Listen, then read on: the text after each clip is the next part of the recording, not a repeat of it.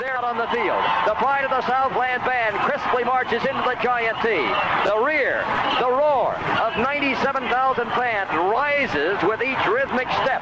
In the background, George Beatsis is singing "Fight, Balls, Fight." The orange and white Shakers flood the air. The Volunteers are ready at the north end of the football field to burst through the gate. They're coming now, racing onto the field through the Giant T. In that magic moment that says, wherever you are, it's football time in Tennessee. Welcome to the Talkin VAWLS Network. My name is Boogie Bentley. SEC Media Days are underway, and it's as to be expected. It's what you would expect. Lane Kiffin complaining about NIL. Vanderbilt's coach probably had the quote of the day so far, as he claimed that Vanderbilt is not quite there yet, but they will soon be the best college football team in the country. Oh, my God. We should leave it at that. Okay. We should close with that. That is the mind blower of mind blowers. Good. Everything else kind of business as usual. Josh Heupel, Hendon Hooker, Cedric Tillman, Trayvon Flowers set to meet with the media tomorrow. I'm going to go live tomorrow evening and kind of break down those comments, probably around 6:30, 7 o'clock. I'll let you guys know, but I hope you'll tune in. We'll kind of break down what they have to say during SEC Media Days. But then there was also this. Tim Tebow puts out the SEC top 5 quarterbacks. You can see there Bryce Young, Will Levis, Anthony Richardson, of all people. Spencer Rattler, a guy that's not taken a single snap in the SEC, is ahead of Tennessee's starting quarterback Hendon Hooker. The disrespect on this man's name continues, but Hendon Hooker to me is the type of guy that he's going to go out there and he's going to get it done. I know that's what a lot of you guys will probably say in the comments. Settle it on the field. Don't worry about it. Stop talking about it. But look, it's July. SEC Media Days are underway. We're going to talk about it. We're going to get into it, but as always, do me a favor, smash that like button just below the video. It's quick, it's free, it's easy. If you're new to the Talkin VAWLS Network, welcome. We're not experts, we're not insiders. This is for the fans, by the fans. We are fans just like you. If you like what we do, make sure you subscribe. Click that bell for notifications. You won't miss out when we go live or when we drop a video. We'll be live tonight. Myself, JP Dauber, going live at 7 p.m. Eastern Time. We're going to be breaking down this Tennessee defense for the 2022 season, so I hope to see you guys in the chat. But let's go ahead and take a look at it here. They put this over at on3.com. Again, Tim Tebow releases top 5 SEC quarterback rankings ahead of the 2022 season. Says here, Tim Tebow knows a thing or two about excelling as an SEC quarterback, part of 2 Florida National Championship teams, won the 2007 Heisman Trophy during his 4-year career in Gainesville. Now he has named his top 5 quarterbacks in the conference during SEC Media Days. Tebow says this might be the best quarterback group in his time covering the conference. With that said, reigning Heisman winner Bryce Young leads Tebow's list for the best in the SEC. And I guess we'll start there. You see Bryce Young at the top. Kind of hard to argue. Like, I have no problem with Bryce Young being at the top of this list. Threw for almost 5,000 yards, 47 touchdowns to 7 interceptions a year ago for Alabama. But I don't know what they're looking for, and I'm going to get into that in just a second. Jason Swain kind of tweeted out the same thing. He said, what's the criteria? Is the criteria potential? Is it results? Like, what are you looking at here? Or is it MVP? And that's 2 different things. When you look at potential, MVP, like what exactly are you looking at when you put out this list during SEC Media Days? Because to me, Bryce Young, hands down, best quarterback. He can be number 1. He can be at the top. That's fine based on numbers. But who is the MVP? Who is the most valuable player to their football team? If you take out Bryce Young and you plug in any of those other 4 guys on the list along with him, Will Levis, Anthony Richardson, Spencer Rattler, Hendon Hooker, you plug those guys in at Alabama, is there going to be much of a difference? Will much really change for Bryce Young at Alabama? But again, number 1 on the list, I've got no problem with him being at the top. Will Levis, Kentucky quarterback. I don't get this one. Not that Will Levis is a terrible quarterback. Look, he's a good player for Kentucky, and Kentucky is a team that scares me going into this 2022 season. We got out of there with a win last year, but Kentucky is a good football team. What Stoops is doing up there with that program, look, it's Kentucky, and we own Kentucky. You guys have seen the merch. Kentucky's daddy.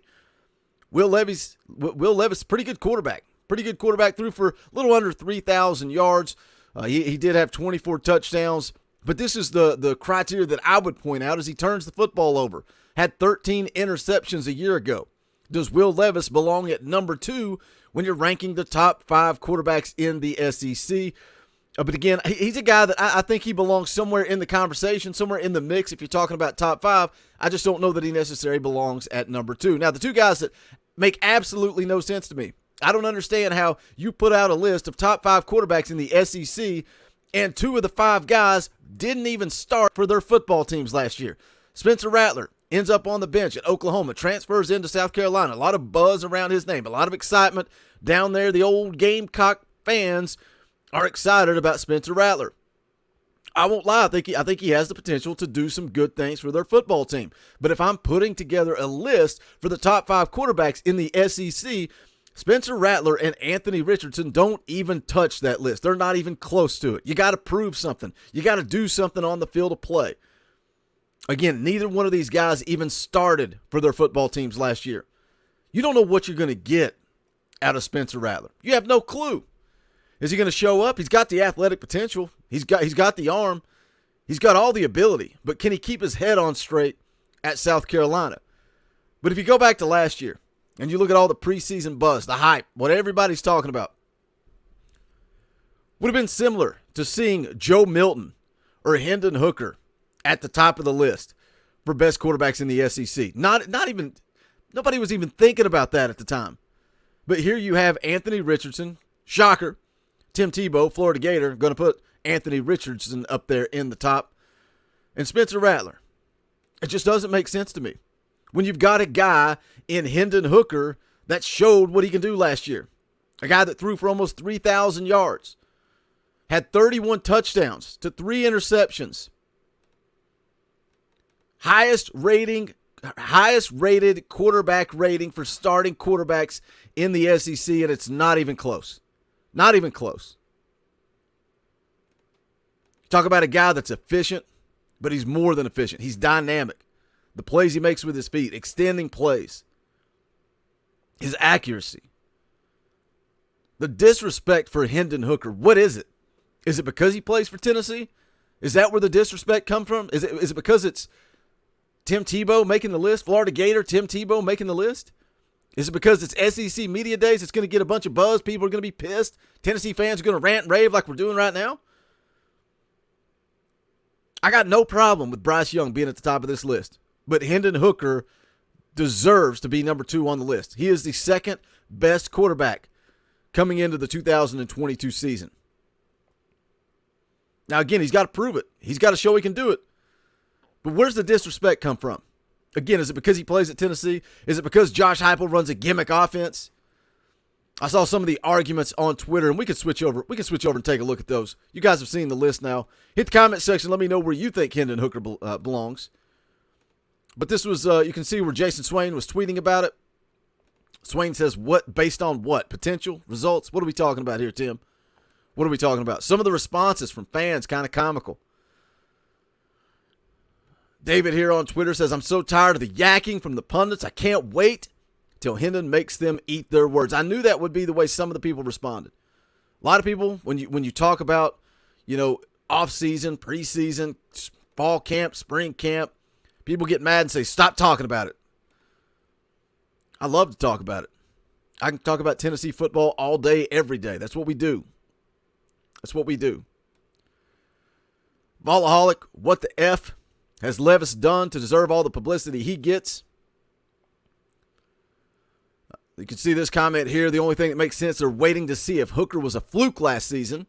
Tennessee comes out blowing the doors off. This assessment will change very quickly. And, of course, Tim Tebow will walk this back saying he knew that Hooker was the real deal. I love this comment here. Jackson Ball. Levis, Rattler, and Richardson threw for a combined 39 touchdowns, 26 interceptions. Hendon Hooker, 30 touchdowns and 3 interceptions. I don't think you can overlook the turnovers that come from Levis, Rattler, Richardson. I saw some people talking about KJ Jefferson, Arkansas quarterback. Threw for 2,600 yards, 21 touchdowns to 4 interceptions. That's a pretty good ratio. Why is KJ Jefferson not on this list? Over a guy like, Spencer Rattler that's not taking a single snap in the SEC. But you guys know what to do. Hit that comment section. Let me know your thoughts. The disrespect continues, but I think Hendon Hooker's the type of guy that can take it on the chin, go to work, and let the haters hate. I think he's going to show what he can do in year 2. Another year of development. Another year, Hendon Hooker as the guy taking all the reps as QB1. No quarterback competition. No stress or worry about whether or not you got the job. Hendon Hooker knows this is his football team, and he's going to go prove it on Saturdays this fall. He's going to have an opportunity to shut Tim Tebow and all the haters up. Hit that comment section. Let me know your thoughts. Make sure you guys join us tonight, 7 p.m. Eastern Time. Don't forget to pick up the Talkin' VAWLS merch. You guys know where. Bonfire.com/store/Talkin' VAWLS. The link is in the description below. That's going to do it for this one. This is the Talkin' VAWLS Network. My name is Boogie Bentley. Go Big Orange.